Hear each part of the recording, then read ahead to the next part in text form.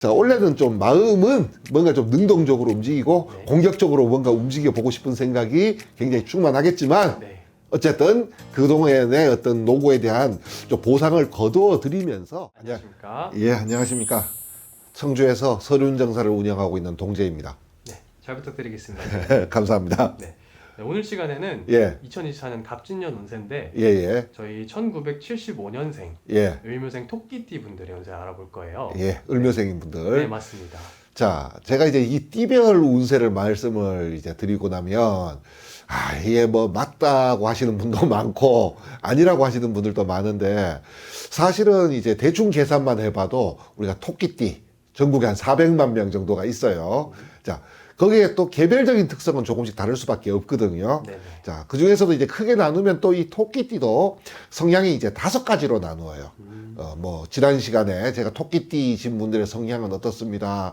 운세는 어떻습니다. 이렇게 이제 말씀드린 가운데에서도 네. 예를 들어서 토끼띠를 가지고 설명을 드리면 이제 계묘생이신 분들은 그런 토끼띠의 성질에 약간 기술자적인 성향이 좀 보이기도 하고 또 신묘생이신 분들은 약간 좀 그 사업가적 기질 직업이 그렇다는 것이 아니고 네네. 약간 그런 성향이 좀 보인다는 거예요. 또 뭐 기묘생이신 분들은 약간 공무원적 기질 자 이런 것들이 약간씩 좀 이게 다른 차이로 좀 나타나요. 네. 자 이렇게 봤을 때 을묘생 그러면 이제 누가 뭐래도 토끼띠예요.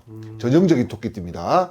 자, 토끼띠라고 하는 것을 갖다가 여러 가지 물상에 비유할 때, 뭐 토끼띠니까 당연히 토끼의 비유도 되지만, 자, 우리가 이제 땅에서 갓 올라온 새싹의 비유가 되는 경우가 많아요.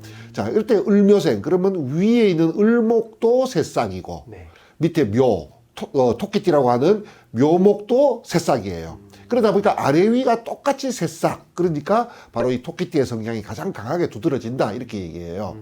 자, 방금 이제 가장 큰 특징으로 새싹 말씀드렸거든요. 이 새싹을 가만히 보면 굉장히 여리여리해요. 뭐 실수로 잘못해가지고 만진다든지 뭐 잘못 밟으면 금방 죽을 것 같이 생겼어요. 예, 맞아요. 을묘생이신 분들이 대체로 보면 좀 머리가 좀 여리여리하고 또 사람이 상당히 좀 그 유순해 보여요. 부드럽고 네네네. 좀 연약해 보이고 또 상당히 또 총명하신 분들도 많고 그 사교적이신 분들도 많고 자, 여리다, 유순하다, 총명하다, 사교적이다. 사람이 전반적으로 좀 귀염상이에요, 전부. 자, 그런데 이 싹이라고 하는 것이 있잖아요. 이 얼어붙은 땅을 뚫고 나온 거예요. 예. 저도 이 봄에 돼가지고 싹이 올라올 때가 되면요. 꽃씨를 심어놓고 이 싹이 언제 올라오나 싶어가지고 기다리고 있다 보면 이 땅이 쭉 갈라져요. 그러면서 이렇게 무슨 그 화산 폭발하듯이 땅이 이렇게 솟아올라요. 그래서 속에서 뭐 뱀이 나올래나 뭐 개구리가 나올래나 요만한 파란 새싹 하나가 딱 나오는 거예요. 이게 겉으로 볼 때는 굉장히 그 여리여리해 보이지만 이게 사실은 이 얼어붙은 땅을 뚫고 올라오는 기질이라서 이 세상을 향해 나아가는 그런 기질이 아주 대단히 강하신 분이에요. 이게 한마디로 얘기해서 유순하다, 연약해 보인다.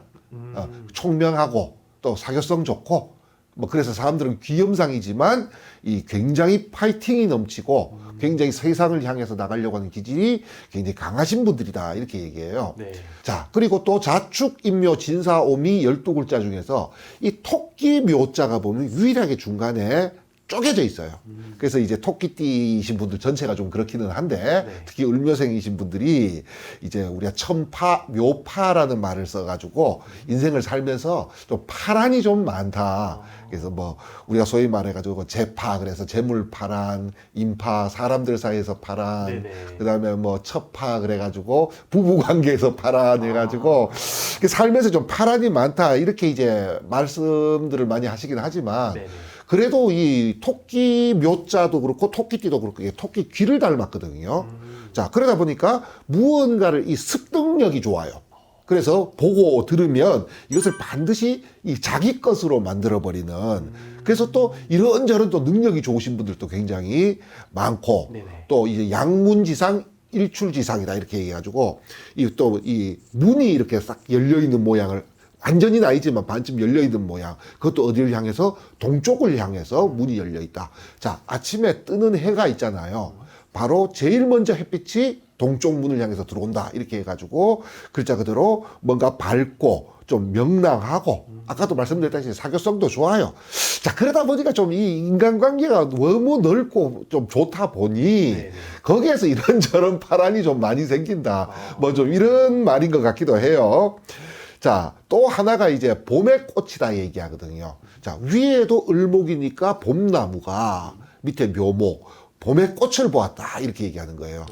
그러니까 당연히 또 성정이 좀 밝고 명랑하고 뭔가 좀 밝고 화사한 분위기가 좀 나잖아요, 이게. 네네. 자, 그런데 이제 꽃이 피는 그런 그 모양을 가지고 있다 보니 어떤 결실을 얻으려면 있잖아요. 이게 여름이 지나고 가을이 와야 이제 결실을 갖다가 얻게 되거든요. 그쵸. 자, 그러려면 이 을묘생이신 분들이 좀 뭐라 그래야 되나 이게 발복을 하려면 좀 이렇게 뭔가 한 가지 일을 갖다가 진득하게 좀 기다려야 되는 거예요. 자, 그런데 이 문제는 이제 을묘생, 이 토끼가 달래 토끼냐고요. 이 잠시를 또 가만히 못 있는단 말이에요. 그러다 보니까 이제 좀 단점이라고 얘기하면 변덕도 좀 심하고 또 이 너무 결과가 좀 급하신 분들이 많아. 이 우물에서 숭늉 찾는다고. 네네. 자, 그러다 보니까 이 대체로 보면 좀 진득하지 못하신 분들이 많더라고요. 그 제가 이 사주를 공부하면서 사람들은 다 장단점이 있거든요, 이게. 네네. 그런데도 보면 우리가 보통 출세라고 이야기를 하나, 이 성공하신 분들은 숫자가 적잖아요. 네. 자, 그래서 이 왜 그럴까를 저도 지금까지 생각을 해보니까 이 사주를 공부하다 보면 무엇을 해야 발복하는 분들이 그것을 못하는 사주를 가지고 있어. 대체로 그래요. 방금 을묘생이신 분들. 네. 자, 진득하게 때를 기다려야 발복하시는 분들인데 타고난 성정 자체가 이 진득하지가 못한 거예요. 그러니까 결과도 급해, 변덕도 심해. 그러다 보니까 이게 발복의 기회까지 도달을 잘 못하는 거예요. 그러면 이제 개 중에 또 어떻게 보면 한두 명 정도가 정말로 타고난 성정은 그렇다 하더라도 또 진득하게 때를 기다려서 발복하시는 분이 나올 거 아니에요. 네네. 아, 그래서 다 장단점이 있고 특기가 다 있는데도 불구하고 그 왜 이렇게 성공하시는 분들이 좀 드물까 생각을 해보니까 무엇을 해야 발복하시는 분들 성향이 그것을 또 대체로 잘 못하는 분들이 많다. 이렇게 얘기를 할 수가 있어요. 네네. 자, 이제 이 을묘생이신 분들의 이제 2024년 올 한 해 이제 갑진년 운세를 살펴보면, 자, 아까 이 지지의 묘목, 요것이 용띠해가 되면요, 이제 반한살이다. 이렇게 얘기하는 운이 들어왔어요. 글자 그대로 해석하면 말 안장이 놓여졌다. 이렇게 얘기를 해요. 자, 옛날에는 이 말이라고 얘기하는 것은 귀한 사람들이 타는 것이 말이었거든요. 네. 지위가 높은 사람들. 자, 근데 내가 탈 말이 정해졌고 거기 안장이 놓여졌다. 이 말은 뭐냐 하면 아직 내가 어떤 그 권력을 행사하지는 못한다 하더라도 자, 내가 그 어느 정도의 권력은 얻었다. 지위를 얻었다. 자, 이렇게 해석을 해요. 자, 그래서 상당히 어떻게 보면 우리가 12신살에서 상당히 좋게 해석을 갖다가 하는 그런 운이 원래 돌아왔어요, 이게. 네네. 그래서 그간의 노고에 대한 보상이다라는 해석을 해요, 저희들이. 그동안 최한 몇 년 이상을 갖다가 네네네. 내가 어떤 목적을 가지고 했던 노력에 대한 그 보상이 이제 올해 들어온다. 이렇게 얘기를 해요. 자, 그러면서 또 이제 다른 쪽으로 해석해 보면요.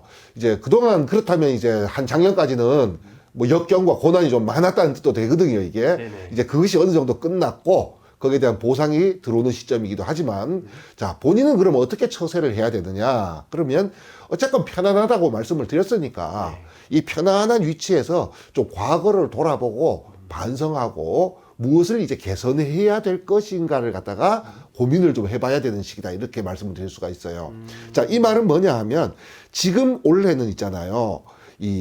뭐 아까 말씀드린 대로 그동안 어떤 고난과 역경의 결과가 나오기도 하고 또 이런 운에서 보통 문서, 그래서 뭐 계약 같은 걸로 어떤 그 부가적인 그 이익도 얻는 운이지만 무언가 새로 창업하거나 확장하는 시기는 아니라는 거예요. 이제 전형적으로. 그러니까 가을로 지금 얘기하면 가을의 추수철인 거예요. 그러니까 조용히 걷어들이고 또 걷어들인 걸 갖다가 잘 이제 겨울을 넘겨야 될 거 아니에요.